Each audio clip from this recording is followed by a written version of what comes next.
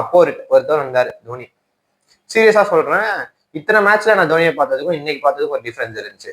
அவரோட வரும்போதே அவரோட வாக்கிங்ல ஒரு ஆட்டிடியூட் இருந்துச்சு. இன்னைக்கு நான் முடிச்சு தரேன்டா, இந்த கேமை நான் முடிச்சு தரேன்டா, இத்தனால என்ன வச்சாரா நீங்க பேசுறீங்க அப்படின்ற மாதிரி அவரோட வாக்கிங்ல சரியான ஆட்டிடியூட் இருந்துச்சு. நான் அதை பார்த்து மெஸ்மரைஸ் ஆனேன். உண்மையாவே சூப்பரா இருந்துச்சு அதை பார்க்கும்போது. நான் முடிஞ்ச அந்த கிளிப்பை கண்டிப்பா போடுறேன் அவங்களுக்காக. அவர் வந்து இந்த மேட்ச் நான் முடிக்கிறேன் அப்படின்ற ஒரு கான்பிடென்டோட வந்தாரு. பட் ஸ்டில் அதையும் ட்ரை பண்ணாங்க. சிஎஸ்கே நல்லா தான் ட்ரை பண்ணாங்க. டெவன் கார்னுக்கு படலன்னு தெரிஞ்சாலும் டெவன் கார்னு ரிட்டையர்டா வந்தாங்க.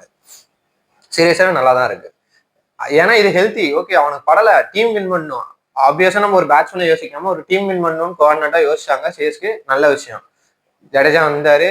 தோனி அப்பயுமே ஹோப் கொடுத்தாரு. கடைசியா கிட்டத்தட்ட எப்படி சொல்றது, 45 ரன் பிளஸ் இருக்கும்போது 2 ஓவர்ஸ்க்கு அந்த மனுஷன் அடிச்சு அடிச்சு கொண்டு வந்து 27 ரன் கொண்டு வந்திருக்காரு.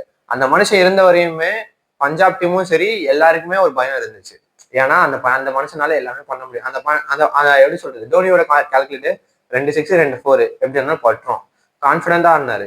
என்ன கரெக்டா தான் ஆடினாரு. ஸ்கொயர் லெக்ல, ஷார்ட் ஸ்கொயர் லெக்ல அவுட் ஆயிட்டாரு.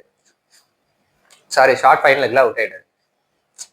அதுக்கப்புறம் தான் ஹோப் போச்சு. ஓகே பரவாயில்ல, 20 ரன் டிஃபரன்ஸ்ல தான் நம்ம தோத்துருக்கோம். இவ்வளவு பெரிய சேஸ்ல 20 ரன்ன்றப்போ இது ட்ரை பண்ணி அவங்களோட இன்டென்ட் ஜெயிக்கணும்ன்ற ஒரு இன்டென்டோட ஆடினாங்க. லாஸ்ட் பிஃபோர் ஒரு 2 மேட்ச்ல வந்து அவங்க இன்டென்ட்டே ஜெயிக்கணும்லாம் இல்ல.